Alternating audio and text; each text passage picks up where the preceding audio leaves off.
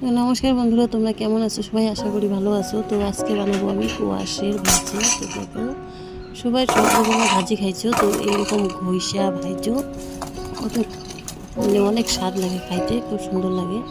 তো আমি আজকে ভাজতেছি। তো কোয়াশ আমি ছিলে নিলাম, নেওয়ার পর এখন ঘইষা নেব।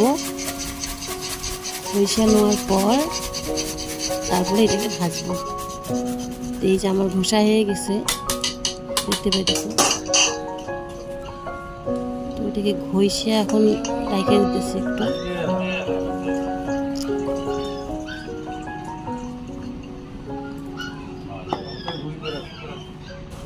তারপরে কড়াই বসাই দিলাম, কড়াইয়ের মধ্যে তেল দিয়ে দিলাম। তারপরে এইখানটায় দিয়ে দেবো আমি কালা জিরা।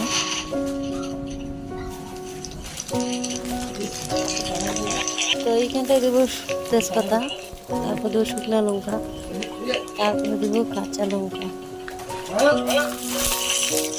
এটাকে একটু ভাইজে নেব। ততক্ষণ দেখো আমাদের বেবি খাইতেছে, ওকে খাবার দিছে।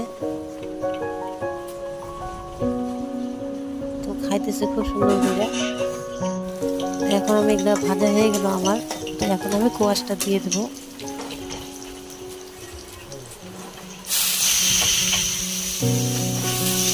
কোয়াশটা দিয়ে দিলাম। তো এটা ডাল ভাতের সঙ্গে অনেক সুন্দর লাগে, খুব ভালো লাগে খাইতে।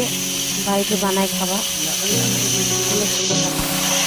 দিয়ে দিলাম। তো এখন আমি এটাকে একটু ঢাইকা দিই। ঢাইকা দেওয়ার পর এই যে এখন আমি এটাকে নাড়া দেবো। লবণ দিলাম, তারপর হলুদ দিয়ে দিলাম,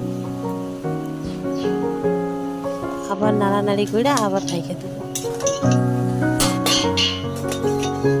হয়ে গেছে দেখো, এই যে সুন্দর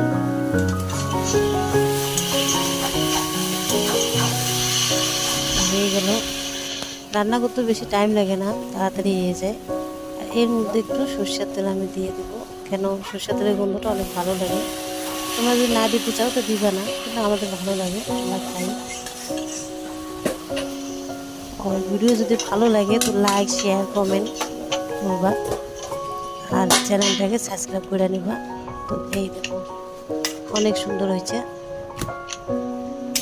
ভাতের মধ্যে কোনো সবজি লাগবে না, এই সবজি দিয়ে এই ভাজাটা দিয়ে ভাত খাইয়ে নেবা, অনেক সুন্দর।